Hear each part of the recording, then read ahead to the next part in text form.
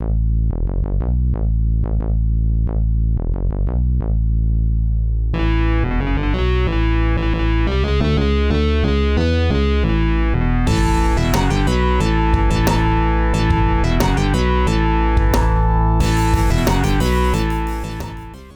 guys, welcome to our pilot episode of our brand new show called The Fix. A show where only the points matter and the games are all that's truly real. Ain't that the truth though? We got a lot of stuff to cover with you guys here today, and we got a full table. Yep, we got Chase Matthews section right here on your video games, we got Kevin Hill right over here covering cars, and I am Jeffrey Douglas Wright covering tech news. I'm gonna be talking about all of April 2018's game releases, and we're gonna zoom in and dissect one of those games. I will be talking about the car section today, and in car news, we got a new Aston Martin Vantage, flying cars, and then we got a little surprise for you, which is right behind me. And then as far as tech giants go in today's world, that's what I'm covering today. The vitriolic sort of versus point of view as far as these new technologies that come out, and even whichever one wins, if either is actually worth it to today's consumer. We are the Addicks, but today we are bringing you The Fix. Today we're starting off with the newest releases of April 2018. First we have Extinction, then we have Yakuza 6, The Song of Life, Metal Max Xeno, God of War, the Nintendo Labo Variety Kit, the Nintendo Labo Robot Kit, Adventure Time, Pirates of Erythrodon, Enchiridion. South Park, The Fractured Butthole on the Switch, and ending it off with Battletech. Each episode we're gonna take one of these games and we're gonna zoom in and just give a little more detailed information about it. Today we're gonna choose Battletech. So Battletech is a turn-based strategy game where players control a lance or squad of 4 battle mechs on a top-down battlefield, with gameplay taking cues from the original board game of the same name. The game is highly anticipated after raising $250,000 after just 1 hour on Kickstarter. Jesus. Fans are doubly excited because the original co-founders of the franchise, which is Jordan Wiseman and Mitch Gittleman, they're working on the team that brought Shadowrun Returns, which was a fantastic game that was brought out just a few years ago. And they're taking subtle art cues from the MechWarrior Online guys, Piranha Games. So you can see it in the way the mechs move, interact with each other, and fire missiles and hit each other's chassis with it. You'll be able to customize your mechs with different chassis and weapons and pilots. So you can slap different pilots into different mechs and it'll interact a little bit more this play style or that play style. You'll also run your own mercenary crew from space, so you can choose which missions you want to go on and decide whether or not to spend some of your resources on this piece of tech or on new weapons or new shielding units, stuff like that. I'm personally excited about this because this game is the newest news we've heard from MechWarrior and the Battletech universe since MechWarrior Tactics unexpectedly canceled in 2014. Tragic. I know. And so I'm always on the lookout for a nice strategy game with, especially ones with big mechs in them that fight each other. Yeah, I always love that type of stuff. Like Pacific Rim, of course, the new one's coming out. I love the first movie, loved all that. But even before that, you know, like Asia has always been a little bit further ahead on culture as far as we have. And going back to all these, like the Gundams, Evangelion, all these massive inspirations for these giant that you watched a lot of when you were younger. Actually. Oh yeah, man! I went through Gundam Wing and like they have hundreds of episodes of that show. And your brother even had some like little figures and all that. But I think what really hit home, as far as all of us in a little bit more of general terms, was there used to be a place called Mr. Biggs here in Colorado Springs, and it shut down a few years ago, unfortunately. But it had arcades, it had some other cool stuff, go-karts. But the most important thing, and the thing that allured us the most, were the battle pods there, where you could step in and immediately feel like you were inside of one of these giant mechanized beings. Yeah, those things were sweet. They used to like vibrate and stuff. It was 4D, like it was very much... It was a whole cockpit, like you had the switches up here and the double joysticks. And a giant projection screen right in front of you, so you could see 360 degrees. It was an incredible experience. And I think that's really what these games, or at least this game, in particular, is trying to nail, is that childhood feeling of wonder where you're not just playing the game, you're in the game. Well, see, MechWarrior Online, you were inside the mech. You were the pilot. There you go. This game's a little bit different because you'll be seeing it from top down, controlling different mechs. There you go. So you're playing the part of the commander, the mercenary commander, and you're just trying to take, you're trying to do jobs for all these different houses and eventually build your empire. Yeah, It's a different take on mech, that's for sure, but I kind of like this. This is interesting, especially like the strategic of using these mechs from a top-down perspective. That's going to be really interesting. Very much like a god fantasy, where you're staring down all these small beings controlling their movements. You know who you are. Watching them die like an XCOM. Yeah. If you've ever wanted to be a dictator, here's your chance. Alright, so today in car news, we're going to be talking about the new Aston Martin Vantage. They're revamping the whole Vantage, right? So there's a lot of people that aren't happy about this. They're used to the same old Vantage every single year. Aston Martin got tired of this, decided to revamp the whole Vantage. First off, let me give you some stats. They're throwing a Mercedes AMG twin turbo V8 in this thing. It's gonna have 503 horsepower. This thing's gonna be insanely fast. 0 to 60 in 3.5 seconds. It's gonna be damn near perfect weight distribution, 50-50 front and back end. It's gonna handle so nicely. Top speed, it's about 195 miles an hour. This thing's gonna be quick. Now, I wanna hear your guys' take on this. Since they're revamping the whole Vantage, it's gonna be longer, wider. An entire new vantage point. Right, exactly. Yeah, so the audience got to see your picture, but we're gonna check it out right here for the first time. Yeah, and it definitely looks Wow. like an angry car. Oh, It it's is- a mean sports car. It looks like it hugs the It road looks really like it's nice. a higher class angry car. It does. It doesn't look like a guy yelling at you at the bus stop, but it looks like the CEO has come in, is about to take a dump on your desk and fire you type thing. Yeah, and what'd you say? It looks like it hugs the road? It really does, yeah. Yeah, and that is actually going to be because of the aerodynamics. So believe it or not, they don't have any wings of any sort on this vehicle, and they wanted to do it like that to keep it more sleek looking, more classy looking, versus, you know, having a spoiler or wings and stuff like that. Spoiler. Now this car, despite it having no wings, does in fact look like it can just take off the road and fly from there. I mean, it absolutely does look like a This speed one demon. cannot take off and fly, but let me elaborate on a car that can. We have a car that's being produced right now that should be coming out around 2019. It's called the POW V Liberty. This is actually a flying car. Now I'm gonna throw a picture up on the screen for you. Take a look at that. Yeah, we're gonna look at this black and white printout down here. Now, as you can Whoa. see, it's got propellers. Don't think, you know, jet propulsion or anything like that. It's got propellers, more of like a helicopter attached to a car. Yeah, and I see here that it's only got 3 wheels too. Yeah, so Does that constitute a car, or is that more like a tricycle? you know, it's gonna handle more like a motorcycle, if anything. Yeah, is this in fact created by Playmobil, the one that does like the same tricycles and like the little cars? Can children Close. get their own like version of this? Close, but no. Right. So with this car, I'm looking at them, and they both look rather futuristic. Would look very at home like Blade Runner 2049 or even the old Blade Runner. But to me, the whole thing with this is James Bond most of the time drives an Aston Martin, but he also has very cool devices in his cars and whatnot. Toys and everything, yeah. Absolutely, yeah. So which one do you think would be more at home in a James Bond film in this day and age, the flying car or the Aston Martin? I think both. He's gotta have both. I mean, he's gotta have his Aston Martin, but he's gotta have his toys on the side, you know? Yeah, so Yeah. it's two-time, basically. Exactly. Oh. Typical James.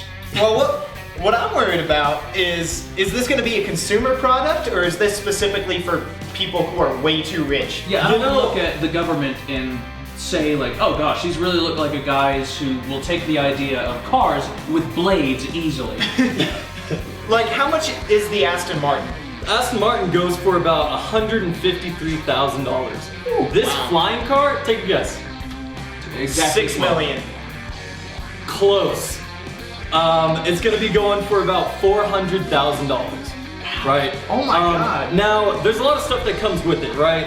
It's got a top speed of 112 miles per hour. That's in the air and on land. What's its bottom speed? 0. There we go. And on that note, 0 to 60 is less than 8 seconds, so it's not a slow car by any means. Wow. So it's really got to get up to that top speed so that it can start to take off. You know, I have no idea how it works. Maybe it literally just takes straight off. Do you have to hit exactly 88 miles an hour, then something very specific that we can't say happens? Well, I'm just worried about what happens when you try and merge into the air. Like, if you don't see someone in your blind spot and you go and lift off at the same time he does, is there going to be mid-air collision? Well, what about even traffic stops, though? You know, you get pulled over by the cop, you're hovering right there, and he's like, please step out of the car. What is this? This is absolutely going to change the face of humanity, or not. And lastly, we got a special little surprise for you guys right behind me, a 2018 CLA 250. This thing is sweet. Here is the 2018 CLA 250 Mercedes-Benz. Inside of it, you got a 2.0 liter inline-4 turbocharged motor that produces around 208 horsepower along with 258 pound-feet of torque. This thing is an absolute beauty. I'd like to give a huge shout out to Reginald Schultz at Mercedes-Benz of Colorado Springs. Thanks for letting us get an in-depth look at this beautiful car. You know, guys, here on The Fix, we really love tech. Which is why we're going to be doing this. Thank you, Chase. Shoot, man. That right there is an awful phone. It is a ZTE. Ready? Ready? Here, we love tech, but we hate tech like this. Like which is this. why, in this segment, I will be covering what tech is actually worth. Is it alright for you, the consumer, to buy these overpriced, well, pieces of dung, really? And we're going to be comparing two not-so-quite pieces of dung, but whether each one is actually worth it for you personally. Do we own tech, or does tech own us? Here today, we're going to reveal some secrets as far as the tech industry and their products. Most specifically, is any of it actually worth it? Would you want to have this in your house? Would it actually help with your quality of life? And is slimming down your wallet actually worth the price? Two media giants rule the majority of our world today, excluding the rodent of unusual size that was made by a Nazi sympathizer. That's right, Amazon, the once simple shipping company, has become a providing behemoth for nearly anything you could ever ask for, from streaming media to sating every one of your needs with simple, fast delivery. In the other corner, we have the one and only dependable search engine mutated into a movie, music, information, and technology hoarding god that blesses us with its gifts, alongside being the owner of YouTube. This isn't about the companies, though. Know that it'd take far too long and deepen the already vitriolic rift of friendly competition. This is all about two products, the Amazon Echo and Google Home. Alright, gentlemen. So, the first thing that we are going to be setting up real quick is just a little bit of judging system of sorts, just to make sure that everything's fair. Are you talking like a 1 to 10 scale? No, more of just, we're going to be awarding points to each one of these software, each one of these devices based on how good they are as far as style, hardware, and usability. Okay, and just keep track of the tally marks. Basically. So Chase, we're going to have you put a little scoreboard right up here as far as the Amazon Echo and the Google Home. So, Okay. no worries, buddy. Alright, so first off, I'm going to flip these over real quick. So, we have, first off, style. Now, the Amazon Echo has to be one of the most sensual devices I have ever seen. It's absolutely glorious looking. Just a monolith, a pillar of what technology should look like today.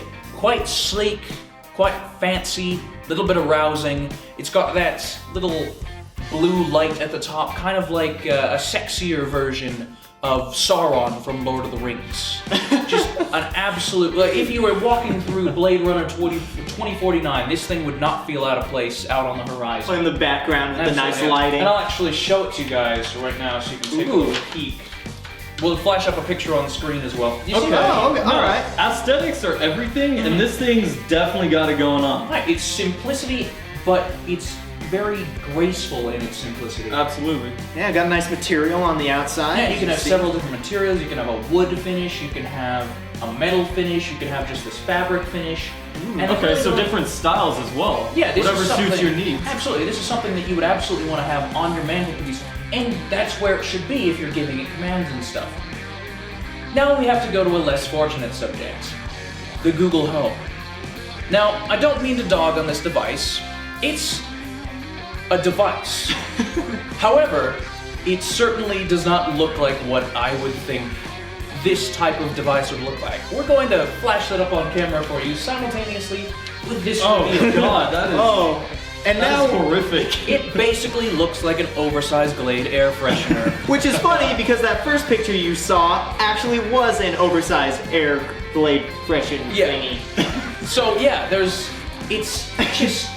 not much to say about it other than that it's horrifically dull and one of the clunkiest devices I've seen in all my years. And you have to realize we lived through the era where the smart car came out. So we're serious. Yeah, I don't know about this. Like, Yeah, I don't like how it's not uniform. Like the Amazon, it's got one material pretty much the whole way up, you know, and then this way, it's like a third of the way up. They just decided to switch materials Yeah, for it's just some reason. It's not a fantastic looking device, which is why I have to award the style point to Amazon. Absolutely no competition. very fair. Good job, Jeff Bezos. Now, you got this. Now, the next thing we have is hardware. So as far as the Home, it measures 3.79 inches in diameter and 5.62 inches in height. Now, that is around the same size as the Echo, which is 3.5 inches in diameter and 5.9 inches in height.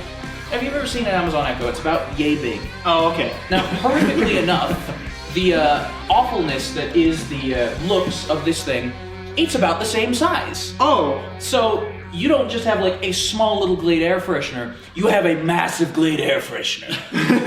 This is the overlord of Glade air freshener. But does it smell good, Jeffrey? and does No, it it squirt you in the eye every time you try and walk past? Only if you ask it. You've got the Home. The Home also has some speaker system in it, which, you know, it's basically a giant overglorified speaker.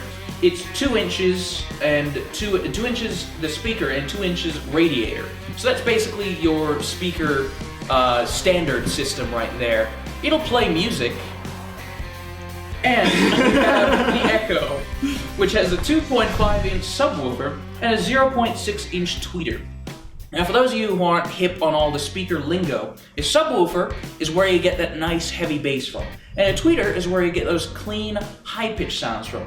So the Home will definitely play your music, and it'll sound like music generally. Now, with the Echo, you will not only hear that music, you will experience music. It'll be inside of you. So you get basically. the full range out of this thing, Oh, right? absolutely. Now, usability is the next thing, and this is where I actually start to lean to the side of the Home. Because when you're using the Amazon Echo, it is, of course, an Amazon product. And if you decide, hey, Amazon, or rather Alexa, play Snow by the Red Hot Chili Peppers. If it is not in your free music library on Amazon, it will not play that song.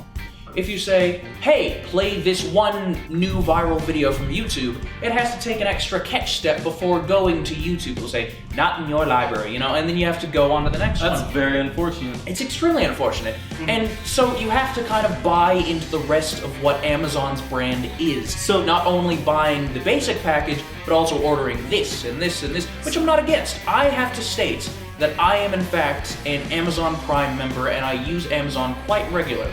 That's kind of a catch-22 though, because you buy the product thinking you're gonna have everything entailed in it, yet you still have to buy more on top of it? Yeah, it's So like precisely- their music service that they have, Amazon Music Prime, and all their videos and stuff.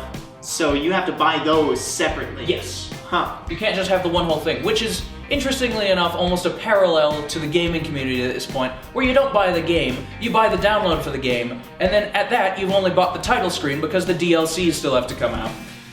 But, getting off of that subject, we do have the prices for these. Oh, wait, yes. So I do have to go into the Google real quick. Google itself owns YouTube. So if you want to watch a YouTube video, you just say, look up this video. And it does. If you want to sync your calendar up with the Google Home, there you go. What do I have going on the 25th? You know, and Google is what we use.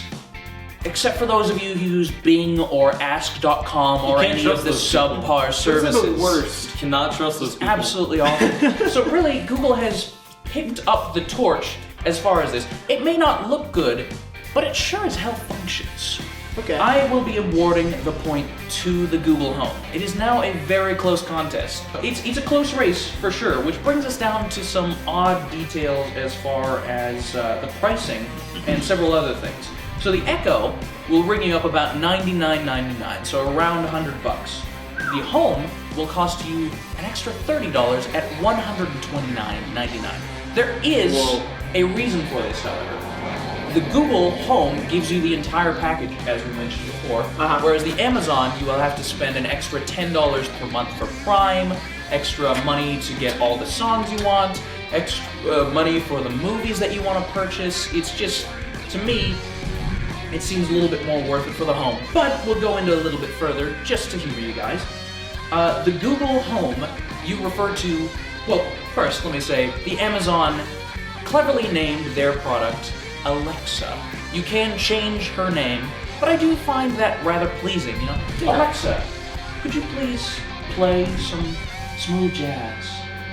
It's very nice. Then melody comes in with its nice speakers. It's very smooth. Okay, yeah, so, I can see it. So what's the Google's name called? So here's the catch here. Assistant. Yeah. Now this makes you seem like a real tool when you say this. Because when you come home and you've brought home your fancy dates and ordered the salad for her on purpose, this is what you come home to. You come in and you say, "Assistant, could you put on Bach's Third Concerto?" You know? It's very pompous. Nothing against classical music. It's fantastic. It's just that you sound like an ass. Now, the $30 price difference, full package type stuff, really has me leaning towards the Google Home, even though it may have seemed like I was heavily against them in the beginning. But I will open it up to discussion before I make my closing statements and my final verdict. So what do you guys think? Okay, personally, I have an Amazon Alexa. I use it all the time. What do I use it for? I use it as a speaker. Now, for that reason alone, I would choose the Amazon Alexa. Now, I get what you're saying, how you have to buy stuff on top of it, you can't play your music and everything, but it does have Bluetooth connectivity. So, you know, if you want to play your own music, you can play it through Bluetooth, whatever else. With that extra step. Right. Yeah, well, the fun game we like to play with that is trying to connect our phones in the middle of each other's songs while we're at home. So Bluetooth may be good, maybe not so good, but no worries. But what is your ultimate verdict as far as the I'm gonna have to go with the Amazon Alexa simply for the hardware.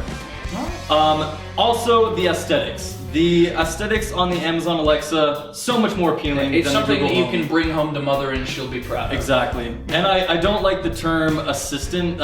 Like you said, you just sound like a tool. Exactly. So Chase, what is your verdict on this? Well, I'm always looking for new speakers to put around my house. You know, getting a Sonos system or something would be great, but I can't really afford that. So just having a nice little thing that produces good music sound, very important to me. But on the other side, it's not, like you said, it's not a speaker. It should be used for other things. And I feel like Google has a better way of doing that, considering they're so successful. Yeah, it's so much more integrated. Yeah, it's not those extra steps. And in Amazon, like, I guess I could buy something just by saying, "Hey, Amazon, buy this for me." Absolutely. Alexa, if I buy can this. clarify, we don't particularly have a bias here because all three of us are Amazon Prime subscribers. Yeah, and I love my Amazon Prime subscription, and I like getting things the next day. But I feel like Google can do this better, and it's also making an investment because you have to decide, you know, where is this technology going to be in a few years? I feel like Amazon might stay stagnant with where they're at. Google's going to take what they have and in a couple of years make it better. Put more updates out, make it do more things. Absolutely. So ultimately, I have to go towards the Google Home. It's just a really great product, and to me, just far more convenient than the Amazon Alexa. So tune in for the next episode when we smash an Amazon Alexa and gold paint a Google Home. Lovely, but one last thing. As much as we love technology, we'd hate to cheat you out of a buck. A final judgment is required. Is either worth it? For today's average consumer? Absolutely not. Nobody needs to be able to vocally order a cheese pizza or know the weight of the smallest land mammal, and even if you do, your smartphone or computer can already tell you. You've already got the tech. Drop the dough if you like, but it is most definitely a luxury, not a need, and certainly not worth it. Thank you guys for joining us for our pilot episode of The Fix. Very first episode, went off without a hitch. Had fantastic time doing it. And you may think this is a little bit lackluster ending. However, we do have a special surprise for you guys. Gentlemen, drum roll please. We have an ending reel that we will be unveiling in the next episode. The reason why we haven't brought it out yet is we're depending on your comments. Comment in the section down below. First of all, not just for the ending, but for each one of our sections right here. If you have something you want to research about cars, about video games, or about tech stuff, you control this show. Yeah, we're merely your humble servants. Give us your suggestions, put them in the comments, and message us, and just let us know. Also, for the wrap-up wheel, let us know what you want us to do to end the show. Do you want us to throw pies at each other? Do you want us to end with awkward grunting the entire last 5 minutes? Do you want us to read from some weird, ancient, technologically advanced civilization in a Wikipedia article we found? Or perhaps, if you would like to write us some fan fiction, we'll read some excerpts from that. But since we don't have an ending quite yet, we're gonna play it out and say our thank yous. So, big old thanks to Super Dave for letting us do the show in his garage. We're gonna thank Mercedes-Benz of Colorado Springs, to whom this lovely car back here belongs to. We're also gonna thank the Chronic Electronic and Charlie Milo for bringing us this sick music that you're hearing right now. Alright you guys, have a wonderful night, take it easy, see you next time. Adios.